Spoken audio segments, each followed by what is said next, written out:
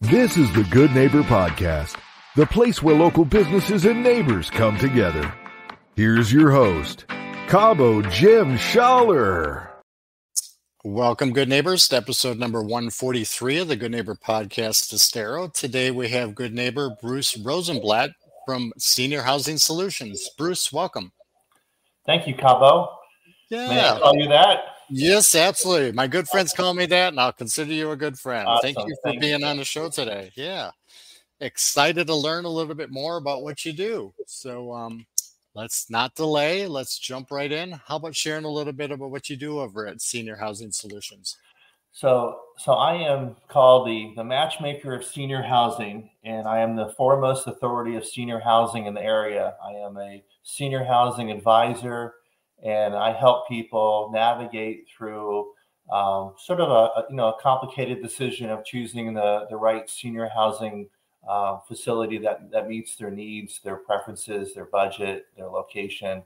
And so that's in essence what I do. And so as the matchmaker, I'm able to, understand all that and match people up with the right different community. That is awesome. So let's back up a little bit. How did you get involved and how did you become the matchmaker? So it's a long story, but I'll keep it short. But so I've been involved in senior housing for over 30 years, and I've held executive positions for some of the leading senior living companies, and I've overseen 75 different senior living communities in 14 different states. And I was flying across the country. I was overseeing a property in Tucson. And so I was leaving Bonita to Tucson. I did it for 3 years. And throughout all this time, people would call me and they would say, Bruce, what do you know about this place? And, I'm thinking about this place for my parents. What do you know? And so it kind of stuck in the back of my mind that, there's a need. And so I was stuck in Houston. I was laid over in Houston, and I was burnt out. I'm never home. I never see my wife. And this traveling is very difficult. So 2008, I formed my company, and this is all that I do. And so I'm able to use my expertise and my experience to help guide people. And I'm a resource for people. And so it's really what I do. And then, throughout all this time, I have developed strategic partnerships with a number of key business associates in the area, so I can pretty much help people every step of the way through this transition. That is great and very much needed nowadays. So you kind of touched on it a little bit. Let's go a little bit deeper. Opening a business is never easy. Doing it yourself is never easy. Have there been any challenges or obstacles that you can look back at now and say, you know what, I'm better because I went through that, or, I'm glad I went through that? So I think, being an entrepreneur, there's always the roller coaster of good times and tough times. And so, I think that's just part of being an entrepreneur. And, I enjoy knowing that it's my company and I'm the one, providing the service. But I think the biggest challenge happened during the pandemic and, during the COVID times where people, were isolated at home and they didn't know what to do. And, I was getting a lot of calls from family members, and they were saying they want mom and dad to be closer to where they live up north. And so I listened to that. And I spent a lot of time and energy, and I formed a network because people were calling and saying, is there a Bruce in Boston? Is there a Bruce in Colorado? Is there a Bruce in Miami or wherever? And so I spent a lot of time and energy, and I formed a network of people who do what I do throughout the country. And so, it was just a great way. Not only was it a great service for people to help them find an advisor who has boots on the ground knowledge, but also for us as advisors to network with one another and to sort of commiserate with one another and strategize with one another. And so that was sort of the silver lining that occurred out of all that. And I still even today I have this network of advisors throughout the country, and we still, talk to one another and share referrals, which is great. And that is great because you're sharing ideas, sharing resources, and that's what it's about. That's how you learn. That's how you grow. True. So are there any myths or maybe misconceptions surrounding what you do that maybe we could clear up for a little? Well, it's interesting you ask me that, because even this morning I got a call from a daughter looking for her mom, and the mom's on, doesn't have a lot of money, low income, and she thinks the government's going to take care of me, and I'm going to go Medicaid and help me find a Medicaid facility, and the government's not going to take care of you. And so it's a huge misconception that people can rely on Medicare or Medicaid to pay for senior housing. So that's a big one, and I probably, again, I got called this morning. I'll probably have, more calls today. I think that, a lot of people wait for a crisis to happen, and, they're living in their home. They don't want to move. They're happy, and they think they can just wait and wait and wait. And then something does happen, and then they're in a crisis mode, and it makes it that much more difficult. And so, I tell people you need to plan ahead. I have a little catchphrase that I say: it's better to be 5 years too early rather than 5 minutes too late. And, there are many places that have medical criteria that people are going to have to pass. And a lot of people don't realize that. And so they think that they're just going to wait, and then magically there's going to be a beautiful apartment with their name on it.